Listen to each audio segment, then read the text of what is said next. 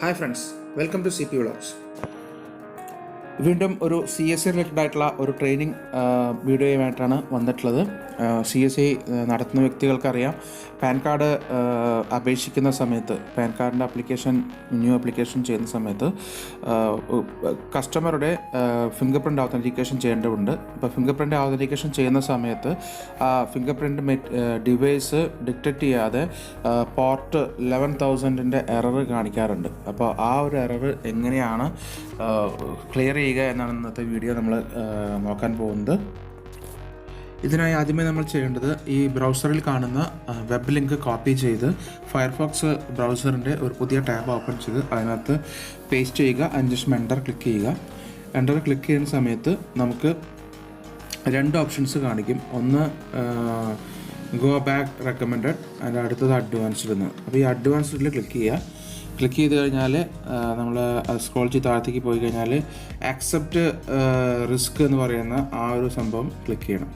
Go back എന്ന് recommended go ബാക്കാണ് കാണിക്കുക, പക്ഷെ നമ്മൾ ക്ലിക്ക് ചെയ്യേണ്ടത് ആക്സെപ്റ്റ് റിസ്ക് എന്ന് പറഞ്ഞിട്ടുള്ള ഓപ്ഷനാണ്. അപ്പോൾ ഇങ്ങനെ നമ്മുടെ വെബ് പേജ് ഇങ്ങനെ കാണിക്കും. അത് പേടിക്കേണ്ട, അത് അതിൻ്റെ ഒരു ഭാഗമാണ്.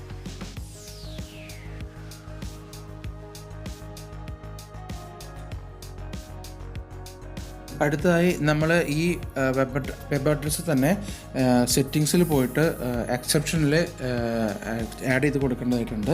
അപ്പോൾ അതിന് നമ്മുടെ ഫയർഫോക്സിൻ്റെ വലതുഭാഗത്ത് മുകളിലുള്ള 3 ഡോട്ട് ക്ലിക്ക് ചെയ്ത് കഴിഞ്ഞാൽ സെറ്റിങ്സിലേക്ക് പോകാനുള്ള ലിങ്ക് കിട്ടും. സെറ്റിങ്സിൽ പോയി കഴിഞ്ഞാൽ ഇവിടെ ഒരു സെർച്ച് ബാർ ഉണ്ടാവും. അതിനകത്ത് ക്ലിക്ക് ചെയ്യുക. അതിനകത്ത് മാനേജ് എക്സെപ്ഷൻസ് എന്നുള്ളത് നമ്മൾ ടൈപ്പ് ചെയ്ത് കൊടുത്തു കഴിഞ്ഞാൽ എക്സെപ്ഷൻ മാനേജ് ചെയ്യുന്നതിൻ്റെ അവിടേക്ക് നമ്മൾ എത്തും. അല്ലെങ്കിൽ നേരിട്ട് പോകാനായിട്ട് നമുക്ക് പ്രൈവസി ആൻഡ് സെറ്റിങ്സിൽ പോയാലും നേരിട്ട് പോകാൻ പറ്റും. എളുപ്പത്തിലെത്താനാണ് ഈ സെർച്ച് ബാറിൻ്റെ ഒരു മെത്തേഡ് പറഞ്ഞു തന്നത്. അപ്പോൾ അതുവഴി പോയിട്ട് നമ്മൾ താഴത്തേക്ക് സ്ക്രോൾ ചെയ്ത് പോയി കഴിഞ്ഞാൽ മാനേജ് എക്സെപ്ഷൻ എന്ന് പറയുന്ന ഒരു ഓപ്ഷൻ അവിടെ കാണാം. അതിലല്ല നമ്മൾ ക്ലിക്ക് ചെയ്യേണ്ടത്. അതിന്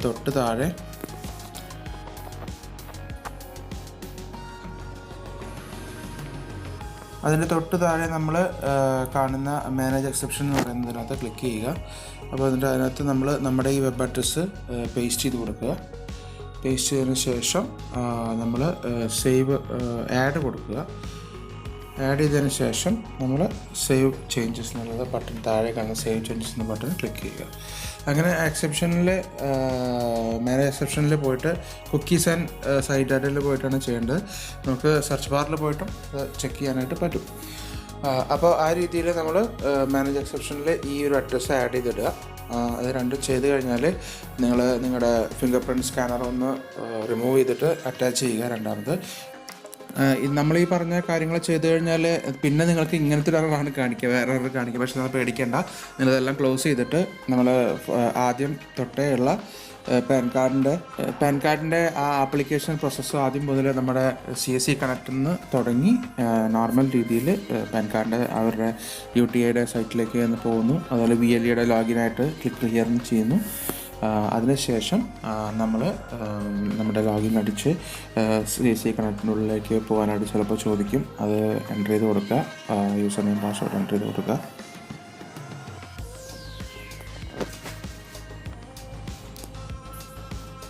യൂസർ നെയിം പാസ്വേഡ് എൻ്റർ ചെയ്തതിന് ശേഷം നമ്മുടെ ആ ക്യാപ്ചർ കൂടി എൻ്റർ ചെയ്ത് കൊടുക്കേണ്ടതുണ്ട്. അത് എൻ്റർ ചെയ്ത് കൊടുത്തതിന് ശേഷം സൈൻ കൊടുക്കുക. നോർമലി നമ്മൾ CSE കണക്റ്റിൽ സൈൻ ചെയ്ത് വെച്ചിട്ടുണ്ടെങ്കിൽ ഇഷ്യൂ വരാറില്ല. പക്ഷേ ചില സമയത്ത് ഇങ്ങനെ പാസ്വേഡ് ചോദിക്കുന്നതായിട്ട് കാണാം. രണ്ടാമത് നമ്മൾ പാസ്വേഡ് എൻ്റർ ചെയ്ത് കൊടുത്താൽ മാത്രമേ നമുക്ക് ലോഗിൻ ആവാൻ പറ്റുകയുള്ളൂ. അപ്പോൾ അതിനുശേഷം ലോഗിൻ ചെയ്യുക. അപ്പോൾ ഇത് നമ്മുടെ UTIയുടെ സൈറ്റിലേക്ക് പോയി വീണ്ടും അവിടെ നമ്മൾ അതിൻ്റെ ഓപ്ഷനിൽ പോവുക, നമ്മുടെ ആപ്ലിക്കേഷൻ ഓപ്ഷനിൽ പോവുക. പിന്നെ ഇപ്പോൾ ഇവിടെ ഞാനൊരു ഓൾറെഡി ആപ്ലിക്കേഷൻ ചെയ്തിട്ടുള്ളതിൻ്റെ എഡിറ്റാണ് ചെയ്യുന്നത്. അപ്പോൾ എഡിറ്റ് ചെയ്യുമ്പോൾ നമ്മൾ ആദ്യം ഇതിൻ്റെ ഡീറ്റെയിൽസ് എല്ലാം കൊടുക്കണം. അത് കൊടുത്തതിന് ശേഷമാണ് നമുക്ക് ഈ ഫിംഗർ ഓതൻറ്റിക്കേഷൻ വരിക. അപ്പോൾ അത് നമുക്ക് കാണിച്ചു തരാം എങ്ങനെയാണ് വരുന്നത്. നമ്മുടെ ഇഷ്യൂ സോൾവ് ആയോ എന്ന് കാണിച്ചു തരാം. ഓക്കെ,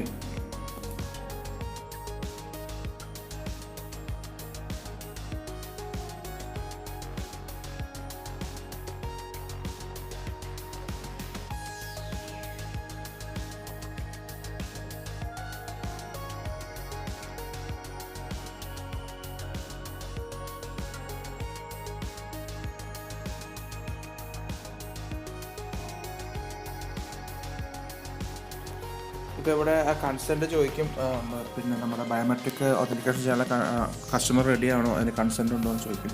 ഇമ്മീഡിയറ്റ് അപ്പോൾ നമ്മൾ യെസ് കൊടുക്കുക. യെസ് കൊടുത്ത് അടുത്തായിട്ട് ഇമ്മീഡിയറ്റ് ആയിട്ടാണോ ചെയ്യുന്നത്, അത് ലേറ്റർ ആണോ ചെയ്യണമെന്ന് ചോദിക്കും. അപ്പോൾ നമ്മൾ ഇമ്മീഡിയറ്റ് എന്ന് ക്ലിക്ക് ചെയ്യുക. കാര്യം നമ്മളപ്പോൾ തന്നെ ഒതൻറ്റിക്കേഷൻ ചെയ്യുകയാണല്ലോ, അപ്പോൾ അതുകൊണ്ട് ഇമ്മീഡിയറ്റ് എന്ന് ക്ലിക്ക് ചെയ്യുക. അതിനുശേഷം ഓക്കെ കൊടുക്കുക.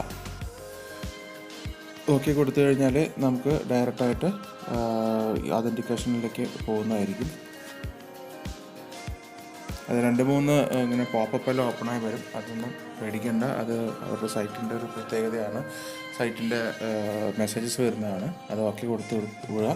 അതിനുശേഷം ഇവിടെ നമുക്ക് കാണാൻ സാധിക്കും നമ്മുടെ ഫിംഗർ ഡിവൈസ് ഇപ്പോൾ ഡിക്റ്റേറ്റ് ആയിട്ടുണ്ട്. അപ്പോൾ നമുക്ക് അവിടെ ക്യാപ്ചർ കൊടുത്തു കഴിഞ്ഞാൽ പുട്ട് യുവർ ഫിംഗർ എന്ന് പറയും. അപ്പോൾ അവിടെ നമുക്ക് ഫിംഗർ വെച്ച് കസ്റ്റമറുടെ ഫിംഗർ വെച്ച് നമുക്ക് അതിൻ്റെ ഡീറ്റെയിൽസ് എടുക്കാവുന്നതാണ്. ഞാനിവിടെ മന്ത്രയുടെ ഫിംഗർ പ്രിൻറ്റ് സ്കാനറാണ് യൂസ് ചെയ്യുന്നത്. അപ്പോൾ അതുകൊണ്ട് ആ ഡിവൈസാണ് ഇവിടെ കാണിച്ചിട്ടുള്ളത്. ആ ഡ്രോപ്പ് ഡൗൺ ലിസ്റ്റിൽ കാണിക്കും. മുമ്പ് നമുക്ക് കാണിച്ചിരുന്നില്ല. മുമ്പ് നമുക്ക് എററാണ് 11,000 പോർട്ട് 11,000 എററാണ് കാണിച്ചിരുന്നത്. ഇപ്പോൾ അത് ഡിക്റ്റേറ്റ് ആയിട്ടുണ്ട്. അപ്പോൾ അതിന് ചെയ്യേണ്ട ഒരു മേക്ക് ഓവറാണ്, അല്ലെങ്കിൽ അതിൻ്റെ ഒരു വർക്ക് അറൗണ്ടാണ് ഞാനിവിടെ കാണിച്ചത്. ഈ വർക്ക് അറൗണ്ട് നിങ്ങൾ ചെയ്ത് കഴിഞ്ഞാൽ നിങ്ങൾക്ക് തീർച്ചയായും നിങ്ങൾക്ക് ഈ ഒരു ഇഷ്യൂ ഉണ്ടാവില്ല. പക്ഷേ ഞാൻ വീണ്ടും പറയുന്നു, അടുത്ത പ്രാവശ്യം ചിലപ്പോൾ നിങ്ങൾ ആപ്ലിക്കേഷൻ ചെയ്യുന്ന സമയത്തും ഇതേ ഇഷ്യൂ വീണ്ടും കാണിക്കാം. അപ്പോൾ ഈ സെയിം വർക്ക് അറൗണ്ട് നമ്മൾ ചെയ്യുക. ജസ്റ്റ് ഈ ഡിസ്ക്രിപ്ഷനിൽ കൊടുത്തിട്ടുള്ള ഈ വെബ് ലിങ്ക്, ആ ഒരു IP അഡ്രസ്സും വിത്ത് ആ പോർട്ടിൻ്റെ നമ്പർ, ആ ഡീറ്റെയിൽസ്, ആ ലിങ്ക് നിങ്ങളൊന്ന് സേവ് ചെയ്ത് വെക്കുക പാൻ കാർഡിൻ്റെ ആപ്ലിക്കേഷൻ്റെ ഫോൾഡറിൽ. അപ്പോൾ നിങ്ങൾക്കത് ആവശ്യം വരുമ്പോൾ അതെടുത്തിട്ട് നിങ്ങൾക്ക് ഈ പറഞ്ഞ വർക്ക് അറൗണ്ട് ചെയ്യാം. അത് നിങ്ങളൊരു നോട്ട് പാഡിൽ നോട്ട് ചെയ്ത് വെക്കുകയാണെങ്കിൽ നിങ്ങൾക്ക് വളരെ സൗകര്യമായിരിക്കും അടുത്ത പ്രാവശ്യം ചെയ്യുമ്പോൾ ഈ ഒരു ഇഷ്യൂ വരുമ്പോൾ നമുക്കത് സോൾവ് ചെയ്യാനായിട്ട്. അപ്പോൾ ഇത്രയുമാണ് ഇന്നത്തെ വീഡിയോയിൽ നമ്മൾ പറയാൻ ഉദ്ദേശിച്ചത്. CSC connect through pan card അപേക്ഷിക്കുന്ന CSC VLEമാർക്ക് ഒരുപാട് ഇഷ്യൂസ് വരുന്നുണ്ട്. പക്ഷേ ഈ ഇഷ്യൂസ് ഒന്നും എല്ലാം പോർട്ടലിൻ്റെ കുഴപ്പം കൊണ്ടുള്ളതല്ല, കുറേ ടെക്നിക്കൽ ഇഷ്യൂസാണ്. അപ്പോൾ ആ ടെക്നിക്കൽ ഇഷ്യൂസ് കവർ ചെയ്യാനായിട്ടുള്ള ഒരുപാട് പൊടിക്കൈകൾ ഇനിയും CP വ്ളോഗ്സിൽ നമ്മൾ അപ്ലോഡ് ചെയ്യുന്നതാണ്. പിന്നെ ശ്രദ്ധിക്കേണ്ട മറ്റൊരു കാര്യം, നമ്മൾ വരുന്ന കസ്റ്റമറോട് അവരുടെ ആധാർ ഫസ്റ്റ് നമ്മൾ ഡൗൺലോഡ് ചെയ്ത് അതിലത്തെ ഡീറ്റെയിൽസ്, അഡ്രസ്സ്, പേര്, ഡേറ്റ് ഓഫ് ബർത്ത് തുടങ്ങിയ കാര്യങ്ങൾ കറക്റ്റായിട്ട് നമുക്ക് അറിഞ്ഞാൽ മാത്രമേ പ്രോപ്പറായിട്ടുള്ള പാൻ കാർഡ് ആപ്ലിക്കേഷൻ ചെയ്യാൻ പറ്റുള്ളൂ. അപ്പോൾ നമ്മളൊരു കസ്റ്റമർ വരുമ്പോൾ ആദ്യമേ ആധാർ ഡൗൺലോഡ് ചെയ്ത് നോക്കുക.